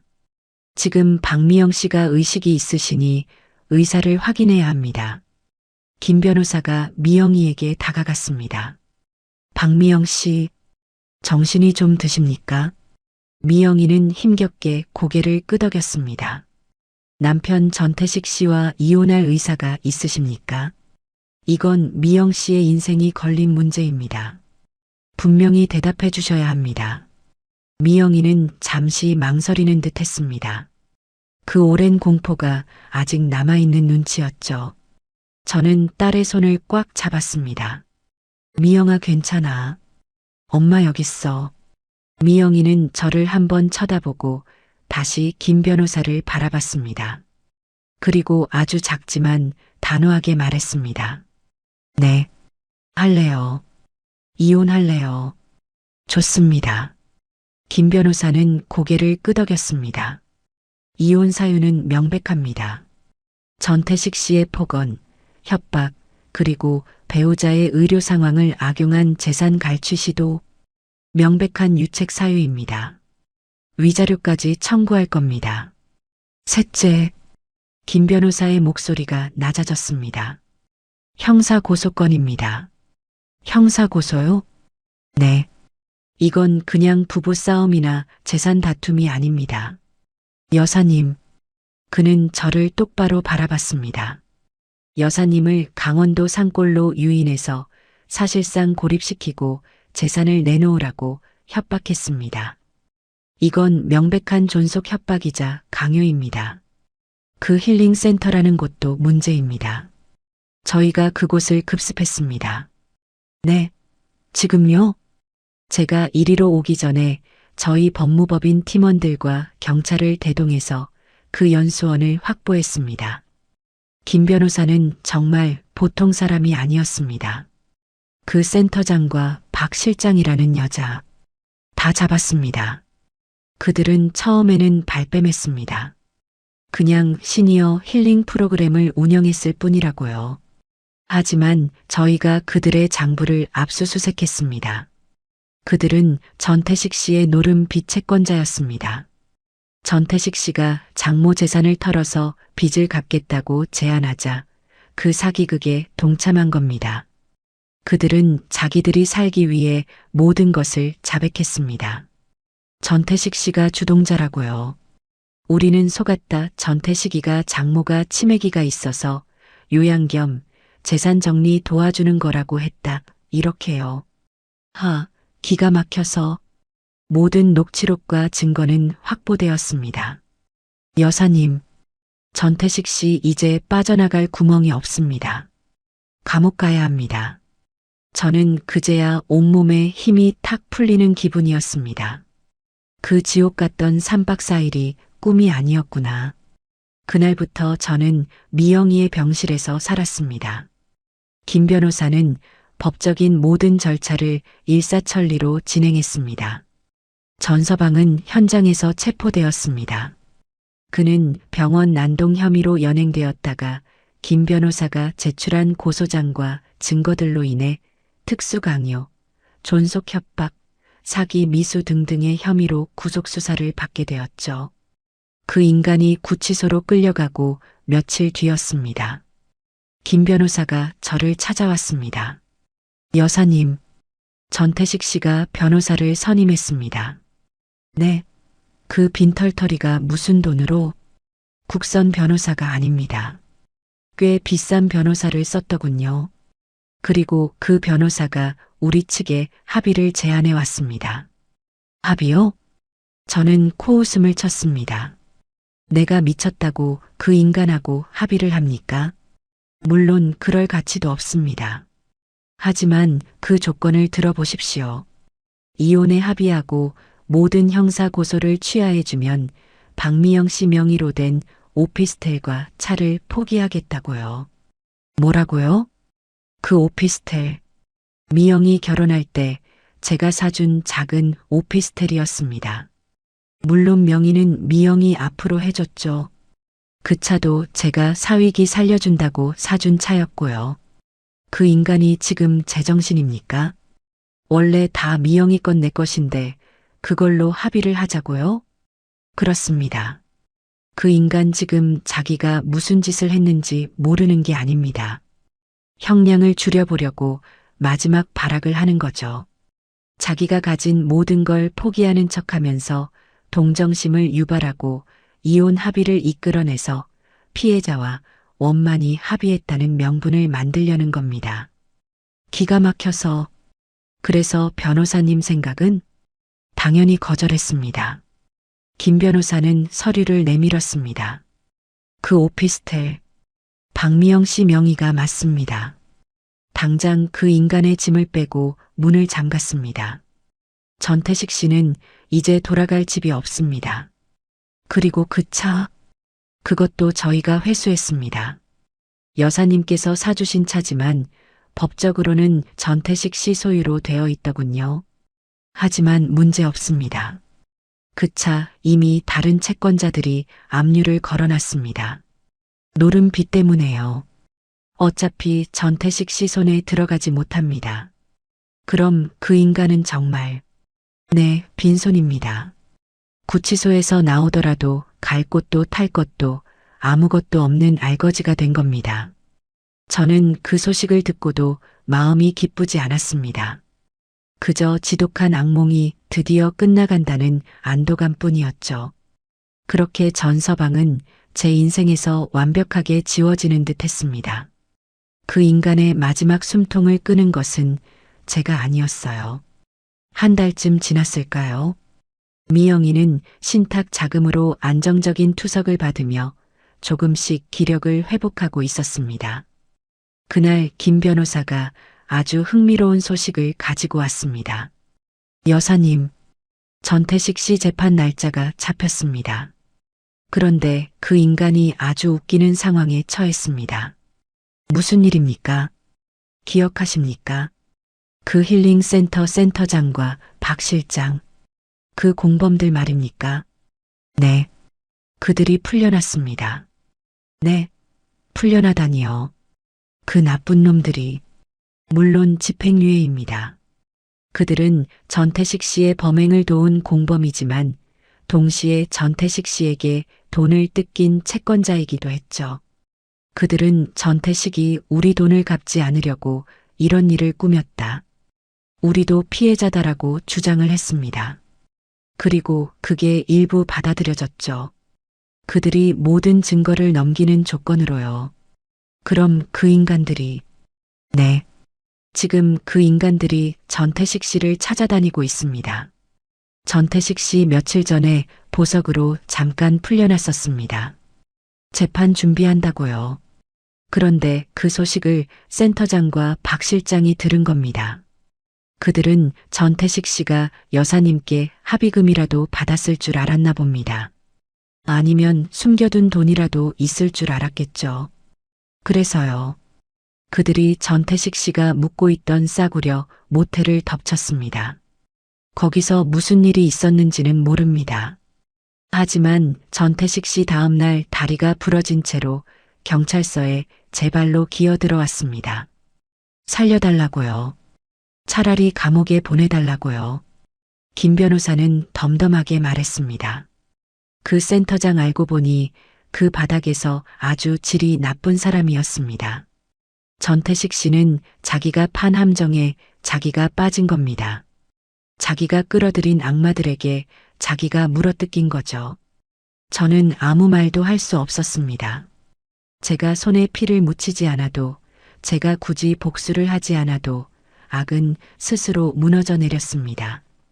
탐욕은 더 큰 탐욕에 먹히고 말았죠. 전서방은 그렇게 자기 업보의 대가를 치렀습니다.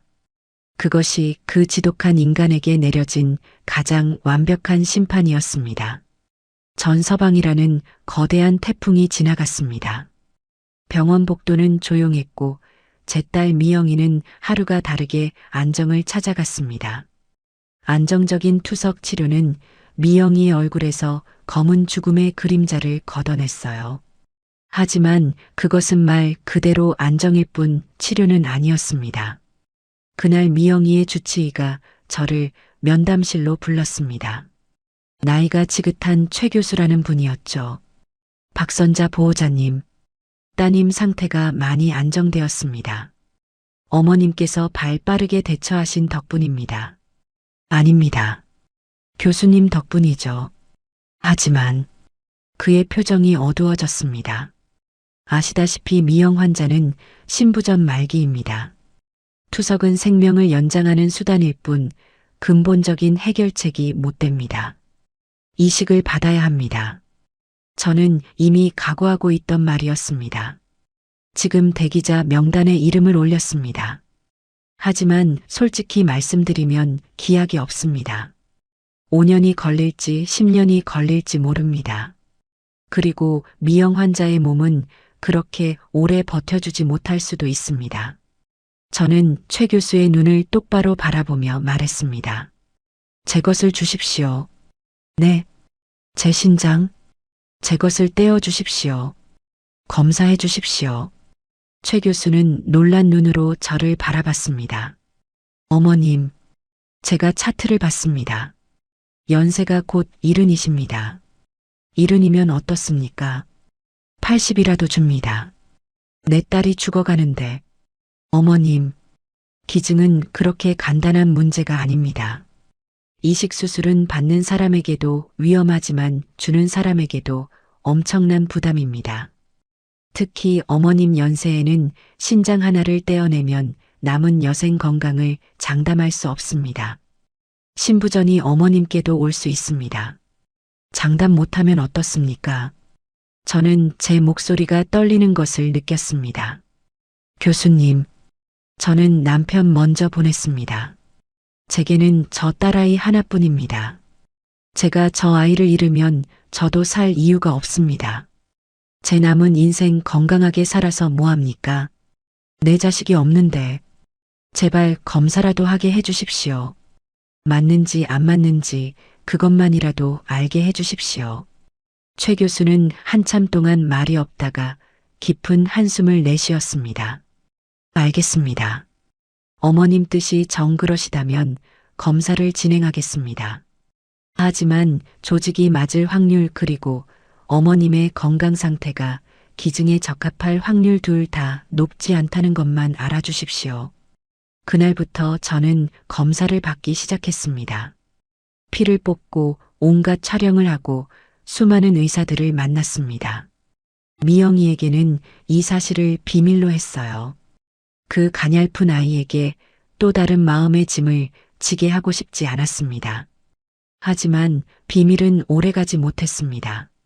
미영이가 다른 병동에서 검사를 받고 돌아오는 저를 본 겁니다. 엄마, 병실로 돌아온 저를 미영이가 불렀습니다. 그 아이의 눈이 퉁퉁 부어 있었어요. 엄마 지금 무슨 짓 하는 거야? 무슨 짓이라니? 나 다 들었어. 간호사 선생님이 하는 말 들었어. 엄마 나한테 신장 주려고 검사 받는다고. 미영아, 안 돼. 미영이가 침대에서 상체를 일으키며 소리쳤습니다. 절대 안 돼. 엄마까지 그렇게 만들 수 없어. 나 그냥 이렇게 살다가 갈래. 엄마한테 죄가 너무 많아서 나 엄마 거 못 받아. 너가 무슨 죄가 있어? 내가 죄가 왜 없어? 미영이의 목소리가 절규처럼 터져 나왔습니다. 내가 그 인간 만난 죄. 내가 아픈 거 엄마한테 숨긴 죄. 그리고 그 산장에서 엄마가 나를 그렇게 불렀는데 내가 엄마 모른 척한 죄. 엄마, 나 태식 씨가 무서워서 그런 거 아니야. 물론 그 인간도 무서웠지. 하지만 나 내 병원비 때문에 엄마 집 욕심냈어. 저는 미영이의 뺨을 때리려다 멈췄습니다. 박미영, 너가 지금 무슨 말을. 맞아, 엄마. 나 그 인간이 그랬어. 엄마 집만 넘겨받으면 그 돈으로 나 이식 수술 시켜준다고. 외국 가서 제일 좋은 걸로 받게 해준다고. 나 그 말에 흔들렸어. 나 살고 싶었어, 엄마. 투석 너무 고통스러웠어. 그래서 엄마한테 같이 여행 가자고 졸랐어. 다 알면서. 엄마 미안해. 나 같은 거 그냥 죽게 내버려둬. 엄마 몸에 손대지 마. 제발. 미영이는 아이처럼 엉엉 울었습니다. 저는 그런 딸아이를 가만히 안아주었습니다. 등이 뼈밖에 만져지지 않았어요. 미영아, 살고 싶은 게 왜 죄야? 엄마, 이 어미도 너 아플 때 그랬어. 너 뱃속에 있을 때 입덧하도 심해서 너 그냥 없어졌으면 좋겠다. 그런 못된 생각도 했어. 사람은 누구나 자기가 아프면 이기적이 되는 거야. 너가 살고 싶어서 그랬던 거 어미는 다 이해해. 그러니 죄책감 갖지 마. 하지만 그리고 박미영, 똑똑히 들어. 저는 딸의 어깨를 잡고 똑바로 보게 했습니다. 이 신장 너 좋으라고 주는 거 아니야. 나 좋으라고 주는 거야. 이 어미 너 없으면 못 살아. 내가 살려고 너 살리는 거야. 그러니까 너는 그냥 받아. 이건 엄마의 이기심이야. 알겠어? 미영이는 제 말에 더 크게 울음을 터뜨렸습니다. 며칠 뒤 최종 검사 결과가 나왔습니다. 최 교수가 저와 미영이를 함께 불렀습니다.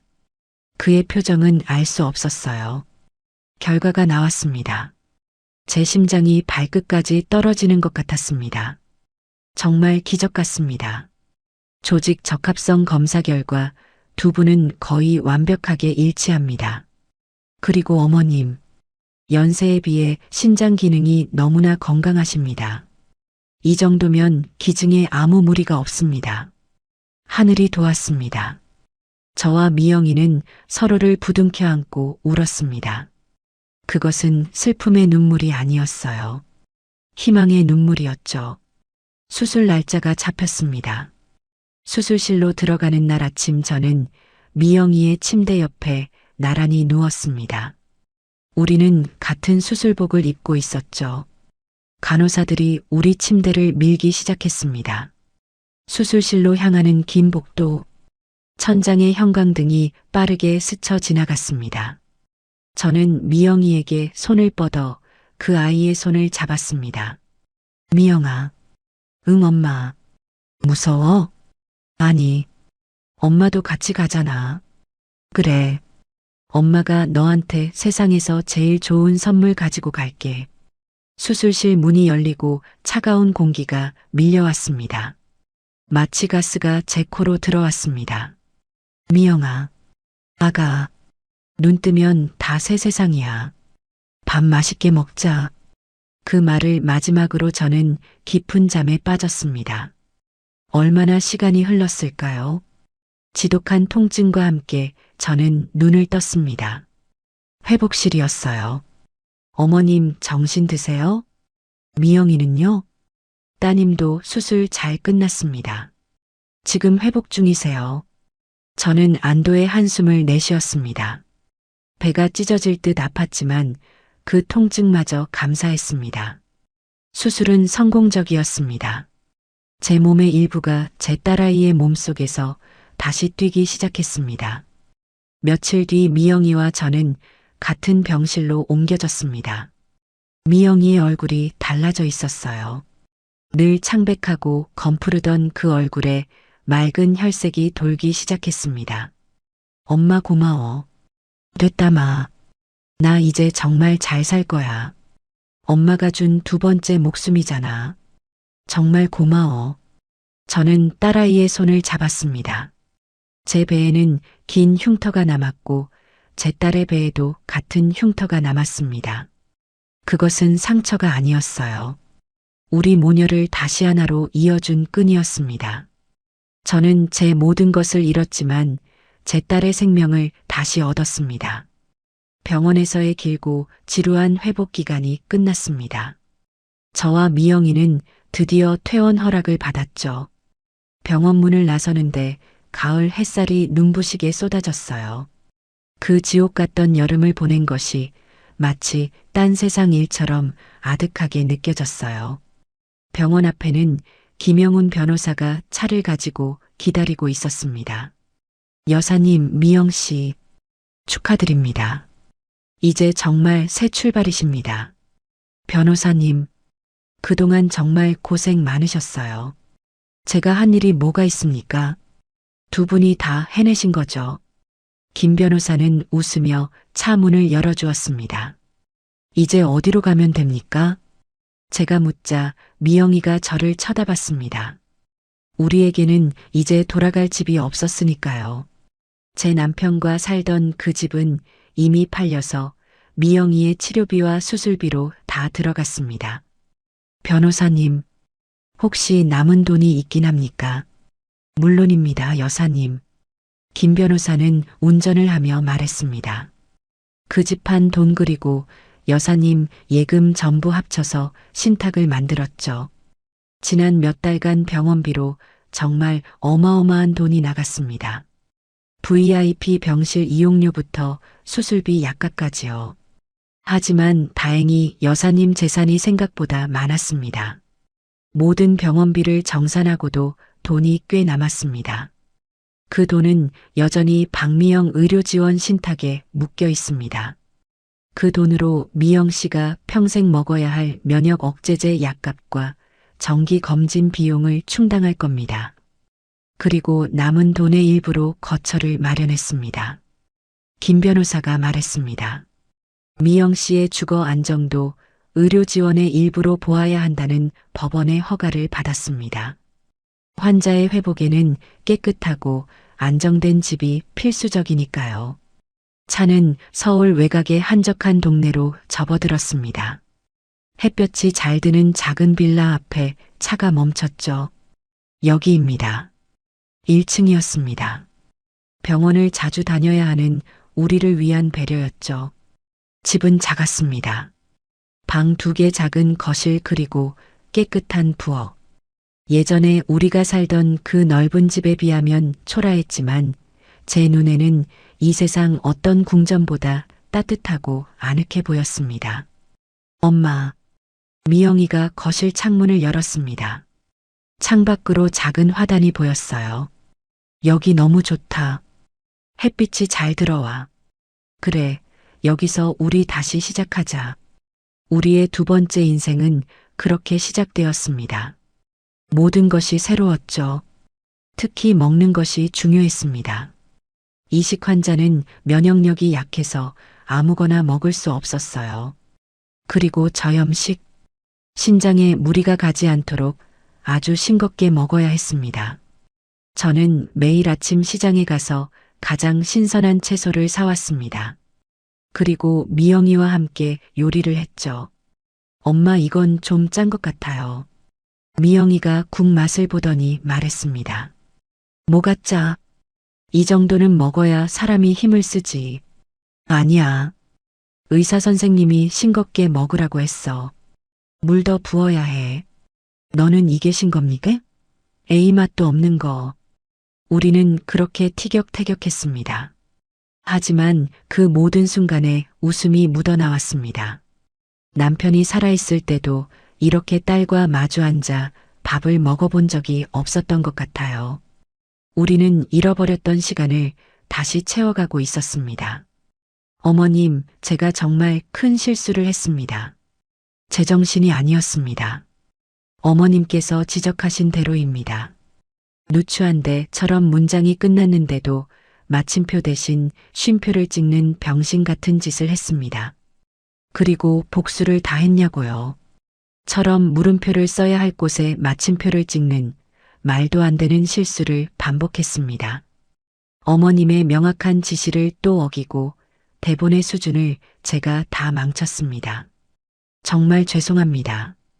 지적하신 10장 후반부를 모든 쉼표와 마침표, 물음표를 바로잡아서 처음부터 다시 올리겠습니다. 1년이 지났습니다. 미영이는 몰라보게 건강해졌습니다. 창백하던 뺨에 드디어 붉은 혈색이 돌았죠. 매달 병원에 검진을 받으러 갔는데 의사 선생님이 매번 놀라셨습니다. 어머님 신장이 아주 제 기능을 잘하고 있습니다. 교과서적인 회복 속도네요. 미영 환자도 관리를 너무 잘해주셨네요. 미영이는 집에서 작은 일을 시작했습니다. 몸에 무리가 가지 않는 인터넷으로 꽃꽂이 강의를 하는 거였죠. 저는 그 작은 화단에 상추와 깻잎을 심었습니다. 우리 딸 약이 되는 채소 먹여야 하니까요. 그날 김영훈 변호사에게서 오랜만에 연락이 왔습니다. 모든 법적 절차가 완전히 마무리되었다고요. 마지막 서류 정리를 위해 우리 집에 들렀죠. 미영이는 그때 거실 창가에서 강의용 꽃을 다듬고 있었어요. 아이고 변호사님, 어서 오세요. 누추한데. 여사님 누추하다니요. 이렇게 볕이 잘 들고 따뜻한 집은 처음 봅니다. 김 변호사는 꽃향기를 맡으며 미영이를 보고 환하게 웃었습니다. 미영 씨, 얼굴이 정말 좋아지셨습니다. 제가 알던 그 환자가 맞나 싶네요. 다 변호사님 덕분이에요. 미영이가 수줍게 인사했죠. 그 모습을 보니 제 가슴이 또 뭉클했습니다. 저는 제가 직접 키운 상추로 쌈밥을 차렸습니다. 변호사님 맛은 없어도 많이 드세요. 다 약입니다. 저염식이라 입에 안 맞으실 텐데. 감사합니다, 여사님. 이게 얼마 만에 먹어보는 집밥인지 모르겠습니다. 매일 사무실에서 시켜 먹는 밥과는 비교가 안 되네요. 이 상추 정말 답니다. 김 변호사는 정말 복스럽게 쌈을 싸서 먹었습니다. 그렇게 화기애애하게 식사를 마치고 제가 내온 식혜를 마시던 김 변호사가 서류를 꺼냈습니다. 여사님, 그리고 미영 씨, 이제 정말 다 끝났습니다. 오늘 이 서류에 마지막 서명을 하시면 두 분은 법적으로 완벽하게 자유로워지십니다. 그는 잠시 망설이더군요. 제가 먼저 물었습니다. 변호사님, 그 인간 전태식 씨 말입니다. 재판 어떻게 되었습니까? 김 변호사는 찻잔을 내려놓았습니다. 안 그래도 그 말씀을 드리려고 했습니다. 미영이의 표정이 살짝 굳었습니다. 꽃을 만지던 손을 멈추고 찻잔만 내려다봤죠. 아니요. 듣고 싶지도 않습니다. 그래도 들으셔야 합니다, 미영 씨. 김 변호사가 덤덤히 말했습니다. 재판이 끝났습니다. 그 인간 전태식 씨 10년형을 받았습니다. 10년. 생각보다 긴 형량에 저도 미영이도 놀랐습니다. 김 변호사가 말을 이었습니다. 사기 존속 협박 특수 강요 모든 혐의가 대부분 인정되었습니다.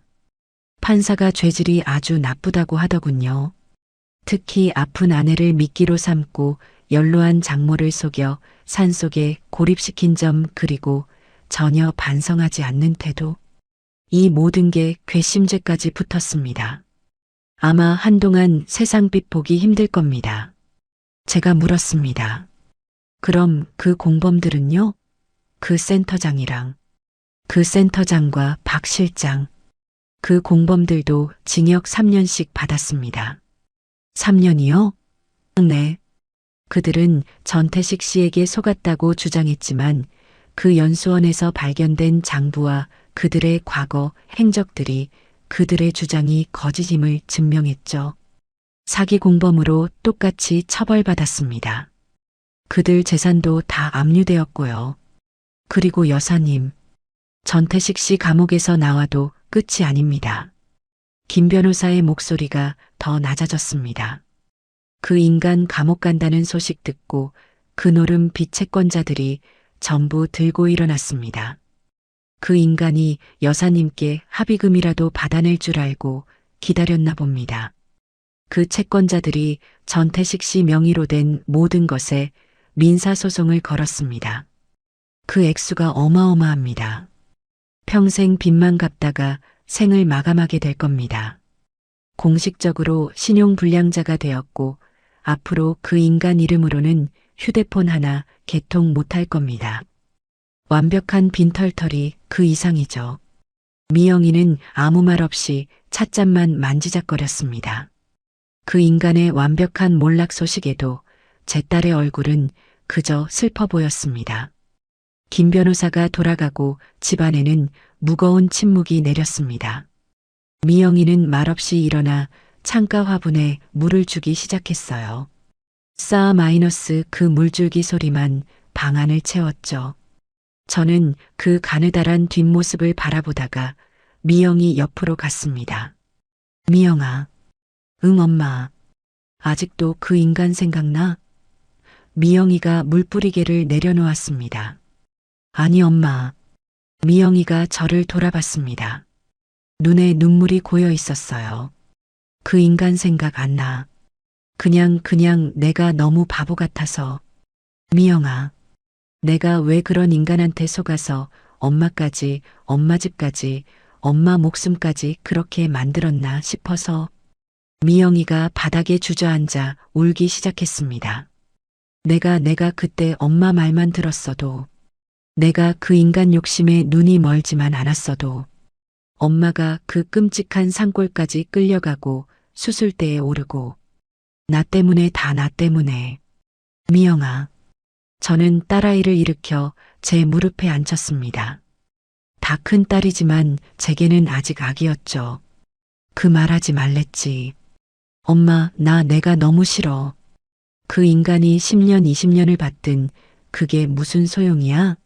내 죄는 씻기지가 않아. 내가 엄마한테 지은 죄는. 저는 미영이의 머리를 쓸어주었습니다. 다 지난 일이야. 이제 잊어. 너는 피해자야. 그 인간이 너의 아픈 걸, 너의 살고 싶은 마음을 이용한 거야. 미영아, 살고 싶은 게 죄는 아니야. 알겠니? 그러니 이제 너 자신을 용서해. 이 어미는 너를 오래전에 다 용서했어. 너는 내 딸이잖아. 미영이는 제 품에 안겨 한참을 어린아이처럼 울었습니다. 그날 밤 미영이가 잠든 것을 보고 저는 거실로 나왔습니다. 창밖을 바라봤습니다. 저 멀리 아파트 불빛들이 보였죠. 사람들은 제게 물을지도 모릅니다. 복수를 다 했습니까? 그 인간을 차디찬 감옥에 보낸 것이 복수였습니까? 그 인간을 평생 빚더미에 앉은 알거지로 만든 것이 통쾌했습니까? 아니요. 저는 고개를 저었습니다. 김 변호사의 말을 들었을 때 제 속이 시원했던가요? 아니었습니다. 그저 또 하나의 무거운 짐이 지긋지긋한 악연이 드디어 내려진 기분이었습니다. 제게 복수는 그런 것이 아니었어요. 복수가 만약 그 인간을 파멸시키는 것이었다면 저는 지금 행복하지 않아야 합니다. 왜냐하면 그 인간을 파멸시키기 위해 저는 제 남편의 목숨줄이었던 집을 잃었고 제 건강의 절반을 잃었으니까요. 복수가 그런 것이었다면 저는 모든 것을 잃은 패배자일 뿐이죠. 제게 복수는 파괴가 아니었습니다. 제게 복수는 회복이었습니다. 그 인간이 제게서 뺏어가려고 했던 가장 소중한 것. 그 인간이 망가뜨리려 했던 제 유일한 희망. 바로 제 딸 미영이의 저 건강 저 웃음이었습니다. 저 웃음을 되찾는 것. 그것이 제 피눈물에 대한 가장 완벽한 복수였습니다. 그 인간이 감옥에서 10년을 살든 100년을 살든 저와는 이제 상관없는 일입니다. 그 인간이 평생 빚을 갚든 길거리에서 굶든 제 알 바가 아닙니다. 중요한 것은 그 인간의 소나기에서 그 절망의 늪에서 제 딸을 되찾아왔다는 사실입니다. 지금 제 딸은 제 심장으로 건강하게 숨을 쉽니다. 오늘 저녁에도 엄마 이 나물 싱거워. 소금 좀 하고 투덜거렸죠. 이놈의 가시나 이게 다 약이다. 하고 등짝을 때리니 아 엄마 왜 때려? 하고 까르르 웃었습니다. 그 웃음소리, 그 투덜거림, 그것이 바로 제 복수가 완성되었다는 증거입니다. 저는 제 모든 것을 잃었지만 제 세상 전부를 제 딸 미영이를 다시 얻었습니다. 그것이면 되었습니다. 저는 가끔 제 배에 남은 긴 흉터를 만져봅니다. 이 흉터는 그 지옥 같던 날들의 마지막 증거죠. 하지만 아프지는 않아요. 오히려 따뜻합니다. 이 흉터가 제 딸 미영이의 배에도 똑같이 있으니까요.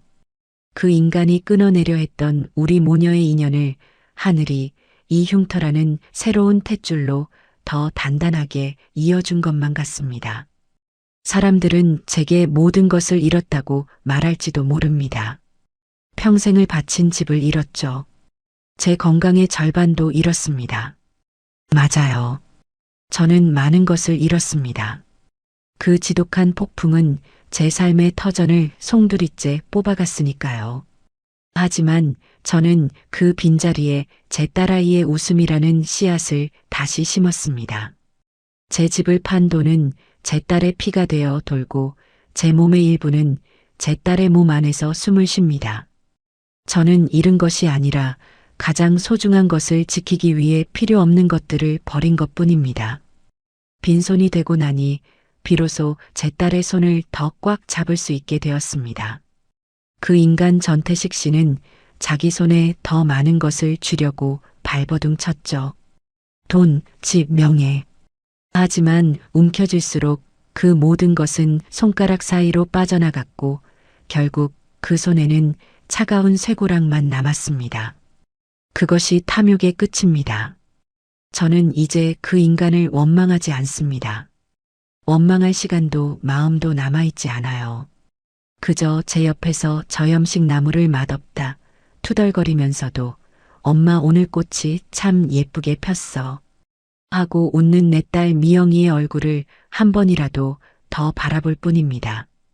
그 평범한 하루가 제게는 기적이고 제 복수의 완성입니다. 오늘 저의 이 긴 피눈물 났던 이야기를 끝까지 들어주셔서 정말 감사합니다. 여러분이 만약 저와 같은 상황이었다면 어떤 선택을 하셨을 것 같으신가요? 제가 제 모든 것을 버리고 딸아이를 택한 이 복수가 정말 잘한 일이 맞을까요? 살다 보면 내 목숨보다 더 소중한 것을 지켜야 할 때가 오는 것 같습니다. 여러분에게는 그런 존재가 있으신가요? 여러분이 생각하는 가족의 의미는 무엇인가요? 저와 제 딸 미영이가 앞으로 이 두 번째 인생을 더 굳건하고 행복하게 살아갈 수 있도록 여러분께서 따뜻한 응원의 한마디를 댓글로 남겨주시면 저희 모녀에게는 정말 큰 힘이 될 것 같습니다. 부디 많이 응원해 주십시오. 정말 고맙습니다.